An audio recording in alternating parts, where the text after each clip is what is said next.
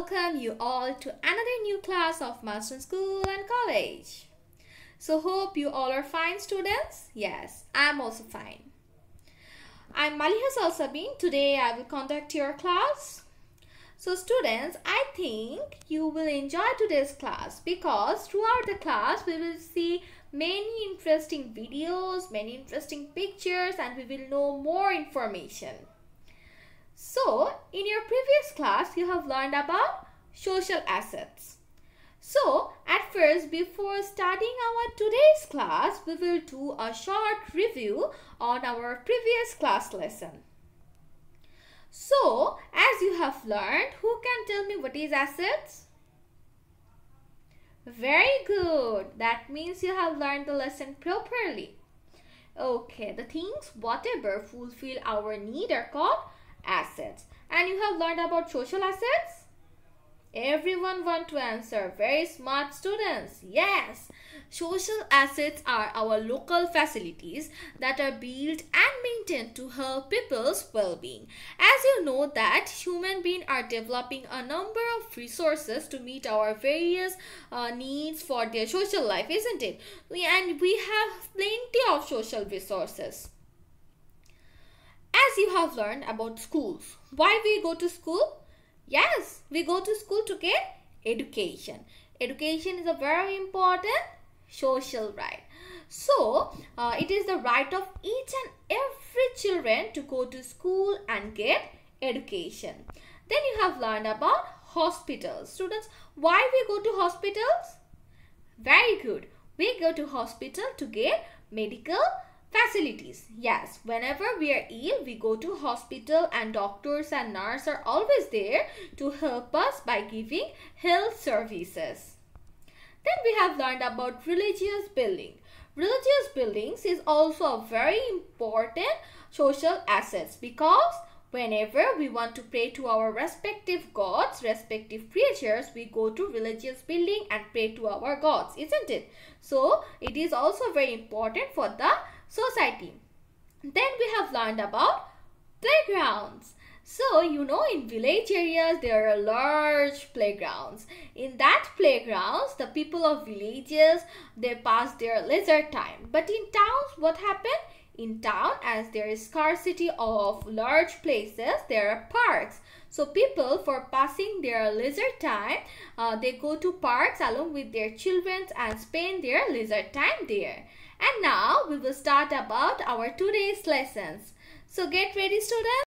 So get ready with your classwork copy and book because there are many interesting things to watch and listen. So today's classwork number is 29 and we will do chapter 8. The lesson we will learn today is national and more national assets. Okay? Okay. So can anyone tell me what is national assets? Very good. You know, there are some resources which are directly supervised by the government. These resources are called national assets or resources. So now, if definition come, then how you will answer? Yes, you will write the national assets are those which are built by government for our use. Okay? Okay. Now, can you tell me some examples? Very good. Railways, then?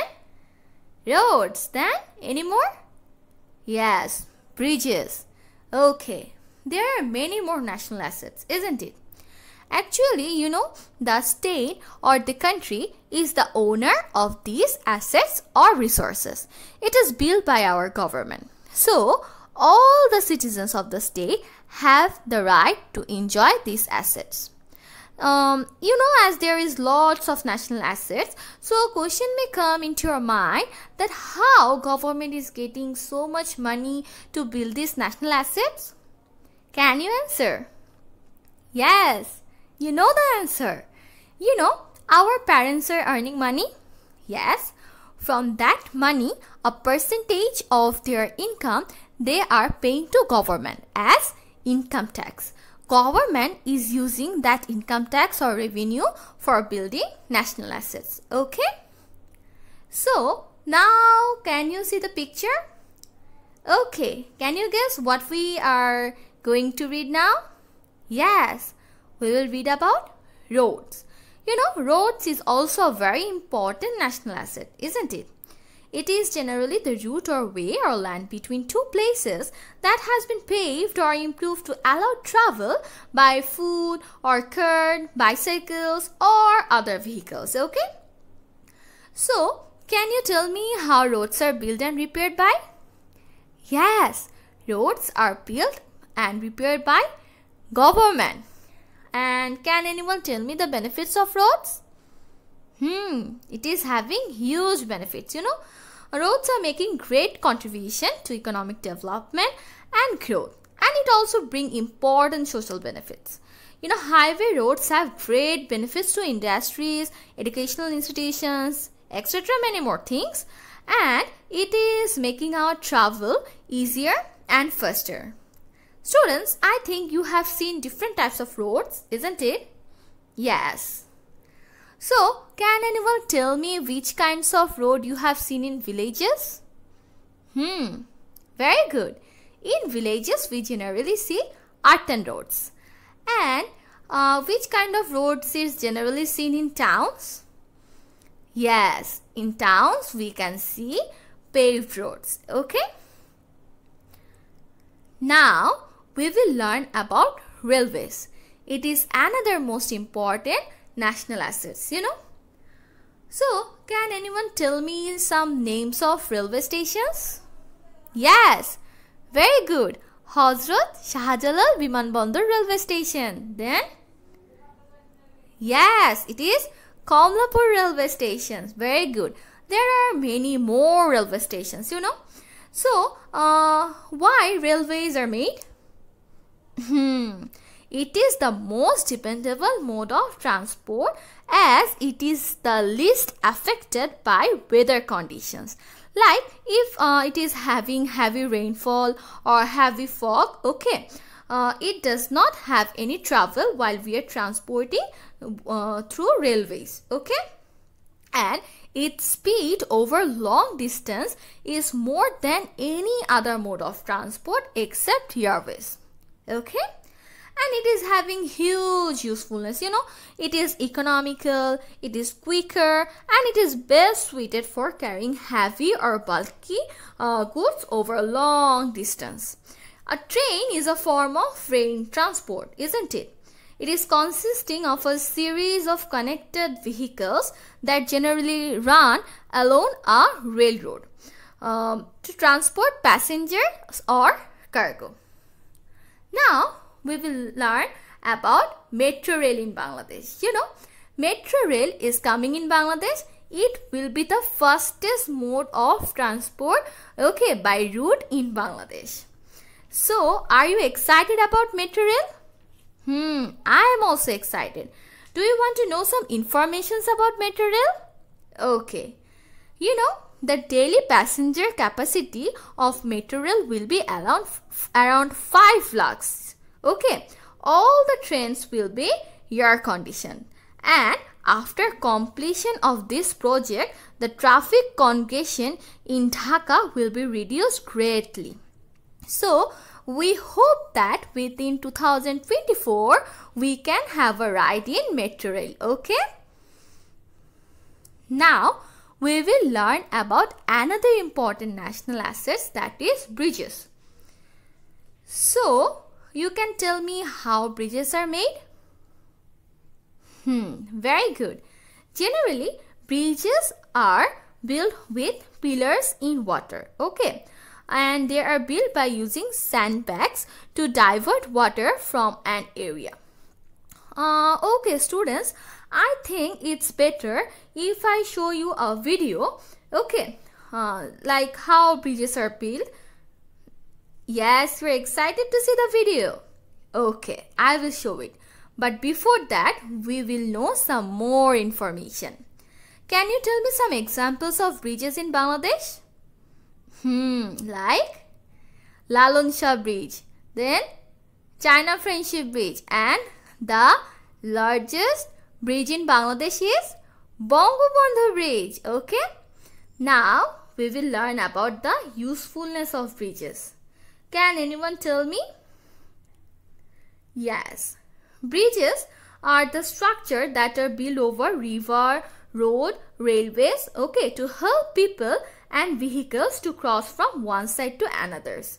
Okay, so within a very short time we can cross one side of a river to another side of the river. Okay, and it is increasing our business. Okay, we are getting more advantage in business and communication by using bridges. Okay, before showing the video, I will tell you a story. Okay, I know you are excited to watch the video. Okay, I will show it. Before that, listen. When I was a kid, I used to visit my village home, by using launch. At that time, there was no bridge. So, it would take more than a day, So, it was very pathetic. But 2 years back, when I visited to my village, at that time, I went there by using microbus. And trust me, I reached there within 5 hours. Isn't it very good? Yes, I was very much excited because I went there by using bridge and I reached to my village home within a short time. So, as bridges are built, it is making our transportation system more easier and faster for us, isn't it? Okay, now it's time to watch the video.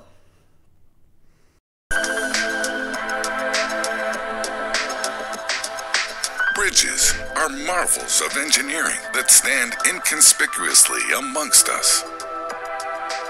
We don't think of them much, even when we are passing over them. Nowhere are these structures more impressive than when they are built over water. Which brings us to the question, how are bridges built over water? When the water is shallow, construction is easy. A temporary foundation is made on which piers are built to support the upper structure, and the bridge is then built. It's when the water is deep that other techniques are needed. There are many methods to complete such a task in deep water, but here we will explore the main three. These three methods of bridge building are called battered piles, cofferdams, and caissons. Let's begin with battered piles. These are poles that are driven into the soil underneath the water.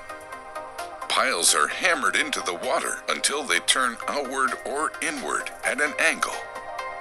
This makes the piles firm and increases their ability to carry lateral loads. Piles are inserted in the ground using pile drivers. These are mechanical devices that may be transported to a location on a floating pile driving plant. Pile drivers may also be cantilevered out over the water from piles that have been installed in advance. With the use of pile frames, pile hammers, and winches, pile drivers hammer the piles into the soil until they turn outward or inward at an angle. The piles are now ready to carry lateral loads and can provide the foundation of support for the bridge. The next step is to construct the pile caps above the piles. Once this is done, the bridge is ready to be built. Next up are cofferdams. These are temporary enclosures made by driving sheet piling into the bed of a body of water to form a watertight fence. This is called the cofferdam. There's more to this bridge building technique. Once the sheet piles have been inserted in the water to create a cofferdam, the water is pumped out of the enclosure. Now the construction workers can build the bridge as if they are working on dry land. The process then becomes relatively easy.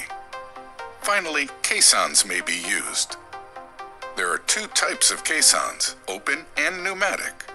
An open caisson is a structure that is usually shaped like a box. It is open at the top and bottom. The caisson is usually constructed on land, then floated into position and sunk so that the upper edge is above water level. The caisson has a cutting bottom edge so that it sinks through the soft silt on the bed. Inside is a series of large pipes or dredging wells. These are used to dredge up the bed material. As more material is dredged up, the caisson sinks and more sections are added to the shaft to keep it above water. Once the caisson reaches the correct depth, concrete is laid to seal the bottom, and then more concrete is poured into the caisson to form a solid post. A pneumatic caisson is similar to an open caisson, but it has an airtight bulkhead above the bottom edge. This is fitted with airlocks. The space between the cutting edge and the bulkhead is called the working chamber. In this space, the water is removed using air pressure. Construction workers can then enter the chamber and excavate the soil. It is important that the air pressure in the chamber be carefully monitored so the workers do not get the bends. But how do engineers pick which technique to use? This all depends on the condition of the site and the technology available. These are important decisions to make that only experts can fully handle. Now that you know a bit more about how bridges are built, you can admire them even more. After all bridge building techniques are impressive feats of engineering.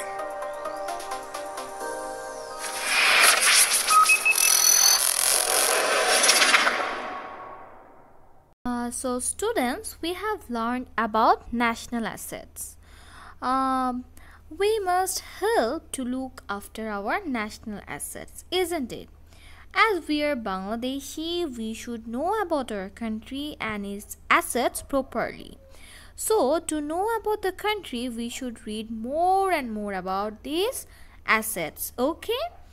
Now, we will know about some more national assets. So, today we will learn about some assets, okay, which are not man-made. Okay, those comes from natural sources that help us to run our daily lives. Okay, so can you tell me some example of these kinds of resources? Yes, these are water, forest plants, gas, electricity. Okay, so at first we will learn about water. We know other name of water is life. We cannot be able to live in this earth without water. So, where we get water from? Yes, correct. We get fresh water from rain, rivers, springs. Okay. How we use water? Or can anyone tell me the uses of water? Yes, we use it at home for drinking. Then for any more things? For cooking. Then for also for washing. How water is distributed from? Yes, water is distributed through pipes to towns, offices and factories. Now, can anyone tell me what we can see in the picture? Yes, it is about forest plants. So, what is forest? It is a large area that is covered chiefly with trees and underground. How forest was created? Anyone know this? Actually, forests are thought to have first appeared around 400 million ago. Okay. So, can anyone tell me what forest gives us? Yes. Forests provide us with shelter, then with water, then food and fuel security. Okay. So, how can we conserve forests?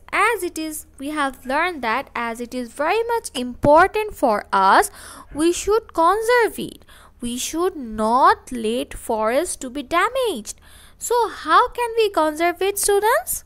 We will teach others about the importance of the environment. Okay, as you are learning from our today's lesson that forest is a very important natural resource, we will encourage people to live in a way that does not hurt the environment. That is, we will plant more trees, okay, and we will not cut down trees unnecessarily. Now we will learn about another natural resource, that is gas. So, you know what is gas? Yes, it is a substance or matter in a state in which it will expand freely to fill the whole of a container, and it will have no fixed shape. So students, you want to know from where gases come from? Oh, you all know? Yes, it comes from the ground. You are correct. So, how we use gas? We use it for heat, for cooking, for transport also. Yes, you are correct, students. Again, we also use it for industrial factories. You also know many things. Then, we will know about electricity. What is electricity? It is the flow of electrical power or charge. It is a secondary energy source, which means that we get it from the conversion of other sources of energy, that is like coal, then natural gas, then oil, etc. These are the primary sources. Okay. So how electricity is made? Yes, the natural forces behind wind and water are used to make electricity. Okay, can anyone tell me what is the uses of electricity? Yes, as we use electricity in our day-to-day life, you all know the uses of electricity, isn't it? Through electricity, we are charging our phone, isn't it? Other than these, electricity is used in lighting. Then how your mom is cooking at home? Yes, by using electricity. How you are running television in your home? By using electricity. How industries are manufacturing products and using their machineries? By using electricity. Now we will do a short review on our today's lesson. You will listen to the review part very carefully, because after the review, I will ask you related questions from the chapter. At that time, you have to answer me. Okay. So, now, at first, what we have learned? We have learned about national assets. So, what is national assets? The assets which are built by government for our use, isn't it? Then we have learned about roads. So students, what kind of roads we can see in villages? In villages we can see earthen roads. And what kind of roads we can see in towns? In towns we can see paved roads. Then we have learned about railways. So students, if anyone want to travel from one place to another by using a transportation system, by that he will reach in a very short period of time and will not face any traffic signal, any natural calamities, then which transportation system he will choose? He will choose railway. Then students, how bridges are made? Yes, bridges are made over long rivers or valleys so that vehicles can travel from one side of the river to another side of the river very easily in a short period of time. Then we have learned natural resources. What are natural resources? The resources which are not man-made, that are available in nature. Those are natural resources. Then we have learned about water. So how your mom is cooking and washing dishes in your house very easily by using water. Then we have learned about forest. Okay, so students, how we are making furniture of our house? By using wood. From where we are getting that wood? We are getting that wood from forest. Then we have learned about gas. So gas is helping us how? Yes, it is giving us heat. We are cooking by using gas. Sometimes we are using gas while running vehicles. Then we have learned about electricity. So how we are running televisions, computer in our house?